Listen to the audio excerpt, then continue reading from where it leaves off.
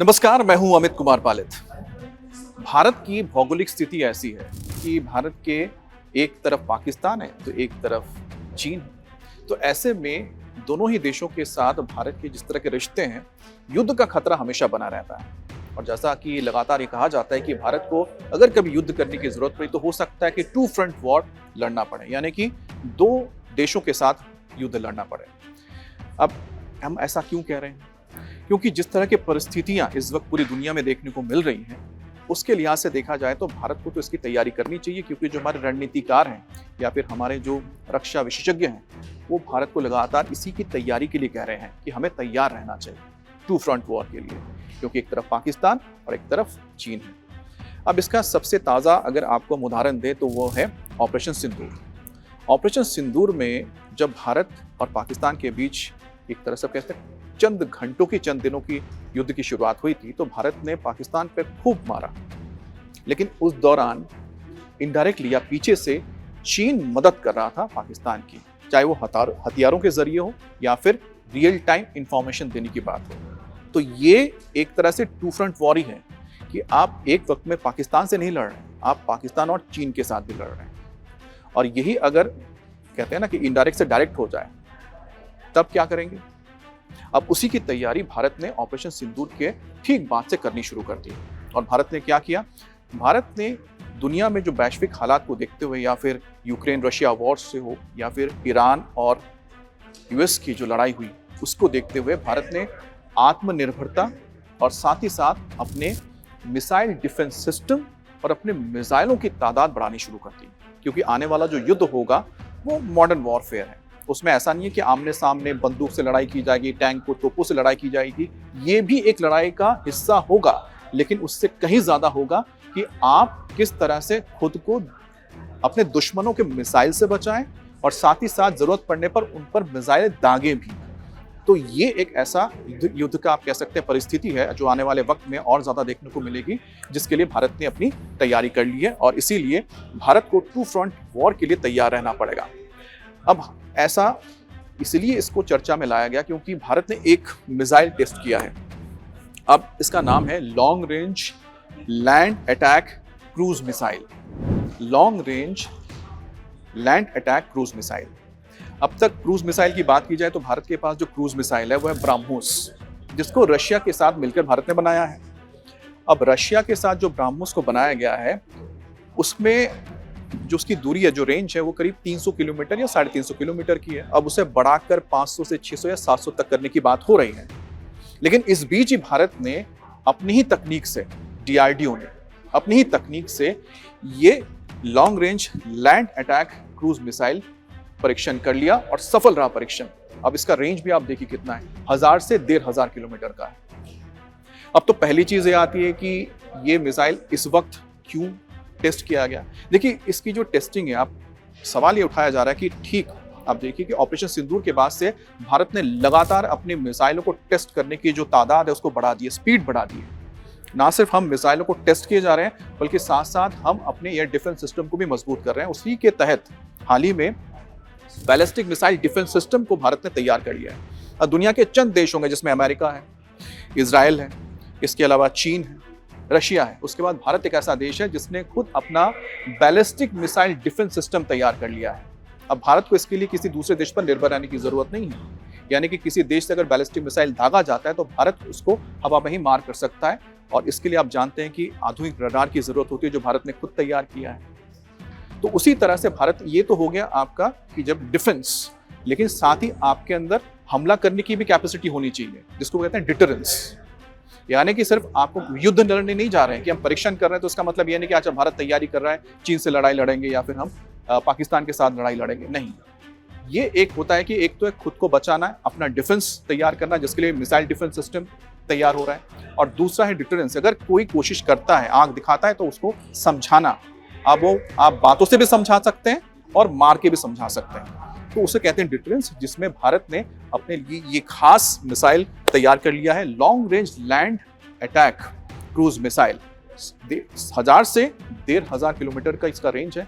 अब ballistic missile में होता क्या कि बैलिस्टिक मिसाइल सीधा आसमान में पहले जब पहुंचता है, सोचिए कि बैलिस्टिक मिसाइल क्या होगा, ये सीधा यहाँ से लॉन्च होगा, लॉन्च होने के बाद ये स्पेस, एक तरह से स्पेस कहेंगे क्योंकि अंतरिक्ष तक जाता है, फिर ये वापस घूम के आता है और हिट करता है टारगेट को। सोचिए कि टारगेट है, टारगेट को हिट करता है।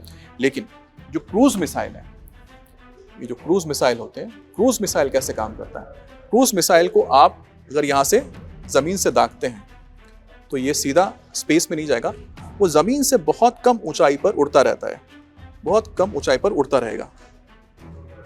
और जब एक कम ऊंचाई पर उड़ता है तो रडार्स के लिए उसे डिटेक्ट कर पाना बड़ा मुश्किल हो जाता है, जैसा कि ऑपरेशन सिंदूर में हुआ। ब्रह्मोस मिसाइल को जो रडार्स थे पाकिस्तान के, जो चाइनीज रडार थे, पकड़ ही नहीं पाए और जहां जहां के गिरे वहां पर तबाही मचा दी। बस इतना फर्क है कि उसकी रेंज जो 300 किलोमीटर के करीब है। लेकिन अब जो भारत ने बना लिया है अपने देसी क्रूज मिसाइल, अब ये लॉन्ग रेंज है, 1000-1500 किलोमीटर है। यहाँ से आप मतलब भारत अपने क्षेत्र से कहीं से भी मारेगा हो सकता है, तो अब यहाँ से आप इस्लामाबाद, कराची, जो मर्जी किसी भी देश को आप निशाना बना लीजिए। और अगर चीन की बात की जाए तो चीन में चाहे वो ल्हासा हो यानी तिब्बत में जो कैपिटल है, इसी तरह से बहुत सारे इलाके हैं जो लद्दाख और आसपास के आप कह सकते हैं कि क्षेत्र के साथ जो चीन के बड़े बड़े बेसेस बने हुए, उन पे आप हमला कर सकते हैं। लेकिन इसको डिटेक्ट नहीं कर पाएंगे और इसको रोक पाने में बड़ा मुश्किल होता है क्रूज मिसाइल को, क्योंकि ये हवा में ही अपने रूट को बदल सकता है। एक बार बैलिस्टिक मिसाइल में आपने छोड़ दिया तो जहां छोड़ा वहीं जाके गिरेगा, लेकिन यहाँ पर आप इसके टारगेट को भी चेंज कर सकते हैं। आपको लगा कि नहीं हमें ए टारगेट नहीं बी पे हिट करना है, तो रास्ते में इसके आप टारगेट को यानी ट्रेजेक्टरी को बदल दीजिए। तो ये सबसे बड़ी खूबी है जो भारत ने इस हासिल कर लिया है। अब जैसा हम कह रहे हैं कि युद्ध नहीं, डिटरेंस की बात हो रही है, क्योंकि जो आपके पड़ोसी मुल्क हैं वो इस तरह के हैं। आत्मनिर्भर बनना बहुत जरूरी हो जाता है। जिस तरह से यूक्रेन की हालत खराब हो गई कि यूक्रेन ने जब युद्ध में रशिया के साथ उतरे तो उनको हथियारों के लिए दूसरे देशों के पास जाना पड़ा। उनके पास अपने टैंक के गोले तक नहीं था, वो पाकिस्तान से लिए गए और लगातार अमेरिका से, यूरोप के देशों से मिसाइलें मांगी गई थी, एयर डिफेंस सिस्टम मांगे गए थे।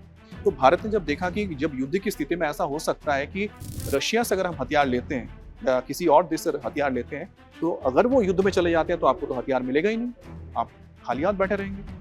तो इसीलिए भारत ने अपने आत्मनिर्भरता के तहत यानी आत्मनिर्भर बनने के लिए मेक इन इंडिया के तहत हथियारों को बनाना शुरू किया, जिसमें एयर डिफेंस सिस्टम भी है, जैसे कि सुदर्शन चक्र जिसका जिक्र प्रधानमंत्री ने कहा था। अब जब सुदर्शन चक्र जो बन रहा है उसमें आपको मिसाइल डिफेंस सिस्टम ही तैयार करना है, एक इंटीग्रेटेड मिसाइल डिफेंस सिस्टम जिसमें आपकी आर्मी, नेवी, एयरफोर्स सब शामिल होंगे और सबके जो हथियार हैं छोटे से लेके बड़े हथियार तक सब एक दूसरे के साथ कनेक्टेड रहेंगे। अब वैश्विक युद्धों से भारत ने जो सीख ली उसी का नतीजा है कि भारत आगे इस पर काम कर रहा है। अब बात आती है एआई और साइबर अटैक और स्पेस की तैयारी। देखिए, एआई आर्टिफिशियल इंटेलिजेंस का इस्तेमाल इस वक्त युद्ध के क्षेत्र में किया जा रहा है, क्योंकि इतने कैलकुलेशंस होते हैं आपके पास जो मिसाइल है जिनको टारगेट करना है और जिन टारगेट्स को आपको निशाना बनाना है उसको आप एआई के जरिए इस्तेमाल कर सकते हैं। आप उसमें डेटा फीड कर दीजिए, तस्वीरें फीड कर दीजिए, उसके बाद कोऑर्डिनेट्स डाल दीजिए और उसके बाद उस मिसाइल को छोड़ दीजिए। या फिर ड्रोन का इस्तेमाल आप कर सकते हैं और कामिकाज ड्रोन्स, जो हम सुइसाइड ड्रोन्स कहते हैं, ड्रोन्स के अंदर आप डाल सकते हैं, जो भारत इस वक्त लगातार अपने ही इसी तरह के कामिकाज ड्रोन्स तैयार कर रहा है। या फिर लॉइटरिंग म्यूनिशंस का इस्तेमाल कर रहा है, जिसका इस्तेमाल ड्रोन्स के जरिए किया जाता है हमला करने के लिए। तो उसमें एआई बहुत कारगर साबित होता है। एक बार आपने चीज़ों को फीड कर दिया, आप उसको छोड़ दीजिए, वो सेल्फ सफिशिएंट है, वो खुद जाएगा और आत्मनिर्भर बिल्कुल पूरी तरह से रहते हैं ड्रोन्स। ये जाएंगे और जहां हमला करना है उस हिसाब से वो टारगेट कर सकता है। यहाँ तक कि वो चाहे तो लास्ट मिनट में अपना डिसीजन बदल सकता है। उसको लगता है कि टारगेट मूव कर रहा है तो भी उसको मूव के हिसाब से अपने आप को बदलेगा, उसको हिट कर देगा। यानी कि ये क्षमता एआई से आती है। तो इसी वजह से एआई का इस्तेमाल व्यापक तौर पे अब हथियारों को बनाने के लिए भी किया जा रहा है और उनके इस्तेमाल पर भी किया जा रहा है। और साइबर स्पेस एक ऐसी जगह है जहाँ पर अटैक किया जा रहा है। देखिए, आज के वक्त में सैटेलाइट के बिना कुछ हो नहीं सकता। अगर कोई पहाड़ी मुल्क है, चाहे वो पाकिस्तान हो या चाइना हो, अगर वो आपके सैटेलाइट सिग्नल्स को जैम करते हैं, आपके सैटेलाइट्स को नुकसान पहुंचाते, तो आप क्या करेंगे? तो उसके लिहाज से भी भारत इस वक्त काम कर रहा है कि अपना सैटेलाइट नेटवर्क तैयार कर रहा है। अपने जीपीएस सिस्टम को बनाने की लगातार कोशिश हो रही है, नाविक जिसका नाम है। हालांकि हमारे जो पिछले 2 सैटेलाइट्स जाने थे नाविक के लिए ही, वो नहीं हो पाए, तो फेल रहे थे मिशंस। लेकिन एक बार फिर से तैयारी हो रही है कि बहुत ही जल्द नाविक के लिए और भी सैटेलाइट्स भेजे जाएंगे, जिसमें 8-10 सैटेलाइट का पूरा एक आप कह सकते हैं कि रेंज रहेगा, एक पूरा आप कह सकते हैं गुलदस्ता रहेगा, बुके रहेगा, जो भारत को अपना जीपीएस देगा, देसी जीपीएस, जिसका इस्तेमाल फौज कर पाएगी, जिसको कोई भी बाहरी देश इसको इंटरसेप्ट नहीं कर सकता है। आज के वक्त में तो आपको दूसरे देशों पे निर्भर रहना पड़ता है। इसी तरह से स्पेस आप कह सकते हैं कि अब अगली लड़ाई तो माना जाता है कि स्पेस वॉर ही होगा। स्पेस वॉर में जैसे हाल ही में भारत ने किया था कि भारत ने अपने एक मिसाइल के जरिए सैटेलाइट को उड़ा दिया था, कि यानी कि यहाँ से एक मिसाइल उड़ेगा और सीधा स्पेस में जाके दुश्मन के मिसाइल को उड़ाने की क्षमता रखेगा।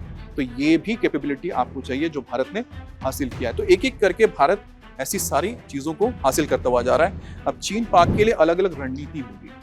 अब पाकिस्तान के लिए रणनीति है कि पाकिस्तान के ऊपर आपको हमला करना है तो जो रणनीति पाकिस्तान के साथ होगी, चीन के साथ नहीं होगी। पाकिस्तान के साथ क्या है कि आपकी जो लड़ाई होगी वो आमने सामने की लड़ाई होगी, और पाकिस्तान को अगर मारना है तो आपको अंदर घुस के उसके बेसिस को खत्म कर देना है, जैसे कि ऑपरेशन सिंदूर में देखा गया था। लेकिन अगर चीन के साथ युद्ध होता है तो आपको कई तरह की रणनीति अपनानी पड़ेगी। सबसे बड़ी बात है कि लद्दाख और आसपास के इलाके में युद्ध करना इतना आसान नहीं है। बहुत ही विषम परिस्थितियां हैं, विपरीत परिस्थिति है। -30-40 डिग्री जहाँ पर टेम्परेचर पहुंच जाए तो आप सोच सकते हैं कि वहाँ पर युद्ध करना कितना मुश्किल होता है। तो उसके हिसाब से भारत ने अपने आप को बदला है। तो क्या किया भारत ने इन इलाकों में बहुत ही हल्के 777 हाउट्जर जो तोपें खरीदी गई थी अमेरिका से, उन्हें तैनात कर दिया गया। इसके अलावा भारत ने जोरावर टैंक बनाए हैं जो हल्के टैंक हैं जिनका इस्तेमाल पहाड़ी इलाकों में किया जाएगा।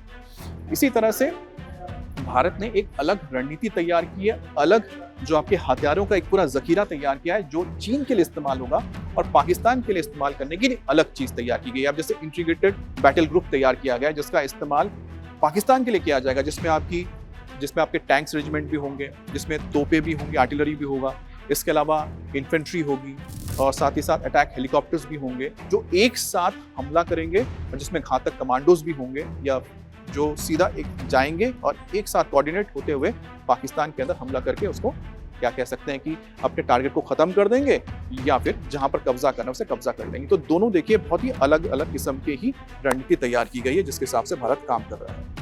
अब इसमें आप देख रहे हैं कुछ जो हथियार भारत ने इस वक्त तैयार किए हैं, खासतौर पर जो मिसाइल्स हैं, ये पूरा उसका एक लाइनअप है। अग्नि 5 जिसका रेंज आप देखिए कि करीब 5000 से 5500 किलोमीटर तक का है।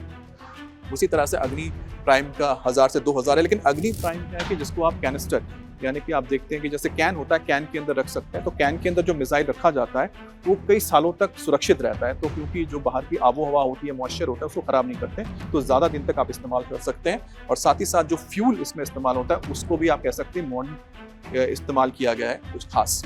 इस तरह से अग्नि 4 है, अग्नि 4 का भी 3500 से 4000 किलोमीटर का रेंज रखा गया है। प्रलय भी बनाया गया है, 150 से 500 किलोमीटर का range. Surface to surface missile है, ब्राह्मोस के बारे में आपको हम बता ही चुके हैं। इसके अलावा जो long range land attack cruise missile है, ये भारत का एक बहुत ही घातक हथियार जो तैयार भारत ने कर लिया। जैसे अमेरिका के पास टॉमाहॉक मिसाइल है, टॉमाहॉक, जिसका इस्तेमाल किया गया था इस बार ईरान के ऊपर। तो टॉमाहॉक मिसाइल भी क्रूज मिसाइल है और क्रूज मिसाइल होने की वजह से उसको पकड़ पाना बड़ा ही मुश्किल होता है। तो भारत ने इसी वजह से इस मिसाइल पर काम किया और अपने एक लॉन्ग रेंज क्रूज मिसाइल को तैयार कर लिया है। उसी तरह से अलग अलग भारत की ओर से मिसाइल सिस्टम तैयार किए जा रहे हैं। ज़मीन से भी मार करने वाले, आसमान से भी मार करने वाले, पनडुब्बियों से भी मार करने वाले भी मिसाइल्स इस वक्त तैयार किए जा रहे हैं, जैसे कि K4 है। इसके अलावा इसमें K15 है, सागरिका है, जो सबमरीन से दागे जाएंगे और ये भी न्यूक्लियर केपेबल मिसाइल है जो न्यूक्लियर हथियार लेकर जा सकते हैं।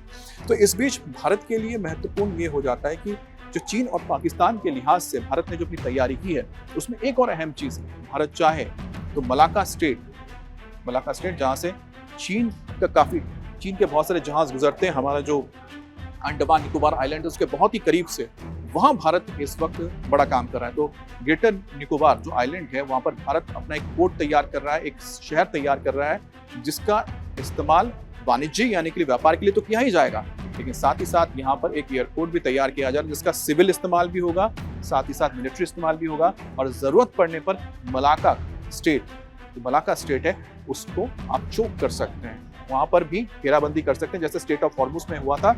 और उस पर आप समझ सकते हैं कि चीन की कैसी हालत होगी, क्योंकि चीन का जो व्यापार है इसी रूट से होता है।